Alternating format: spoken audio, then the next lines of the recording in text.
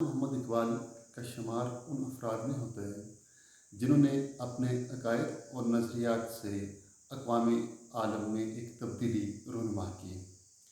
اقبال نے اپنے افکار کی روشنی میں امت مسلمہ میں بالخصوص ایک بیداری کی روح پیدا کی۔ اقبال نے اپنے نظریات، عقائد اور افکار کے ذریعے خوابیدہ ملت کو خواب گراں سے جگایا۔ جس وقت اقبال نے اپنے افکار و نظریات کو پیش کیا تو مخالفت کا ایک سلسلہ شروع ہو گیا۔ یہ بات عیاں ہے کہ جتنی بڑی فکر ہوگی، جتنی بڑی سوچ ہوگی، جتنا بڑا نظریہ ہوگا، اس کی اتنی زیادہ ہی مخالفت کی جائے گی۔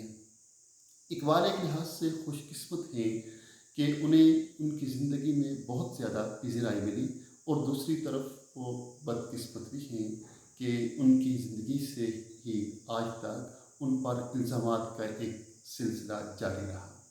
اقبال پر سب سے پہلا اعتراض 1902 میں ہوا، اور آج تک یہ سلسلہ کسی نہ کسی صورت میں جاری مساری ہے۔ اقبال پر سب سے پہلا اعتراض راولپنڈی کے ایک اخبار جس کا نام تاج اخبار تھا اس سے کیا گیا، اور کچھ لوگوں نے اقبال کی زبان پر اعتراضات شروع کیے۔ اقبال کی زبان چونکہ ایک نئی زبان تھی، اس کی ترکیب نئی ترکیب تھی، اور ہمارے وہ لوگ جو پرانی شاعری کے، پرانی زبان کے دل دادا تھے، انہوں نے سب سے پہلے اعتراضات کیے۔ یہ اعتراضات تذکیر و تانیث کے حوالے سے، روزمرہ کے حوالے سے، اس کی ترکیب کے حوالے سے، استعارات و تشبیہات کے حوالے سے، اس طرح کے الفاظ اور معنی پر تھے۔ اقبال کی زبان پر اعتراضات کے حوالے سے ڈاکٹر جاوید اقبال نے لکھا ہے کہ اہل لکھنؤ اور اہل دلی جو اپنے آپ کو اہل زبان کہلواتے تھے، انہوں نے تو کبھی کسی کی زبان کو مستند ہی نہیں سمجھا۔ وہ اقبال کی زبان کو کیسے مستند سمجھتے ہیں؟ انہوں نے تو حالی کی زبان کو بھی مستند نہیں سمجھا۔ حالی کا وطن چونکہ پانی پت تھا، پانی پت کی زبان ٹکسالی نہیں تھی، تو انہوں نے اس زبان کو مستند نہیں سمجھا۔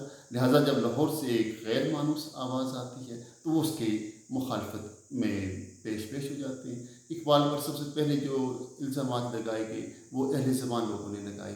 اس میں شعراء بھی تھے، اور لکھنؤ اور دلی سے تعلق رکھنے والے لوگ بھی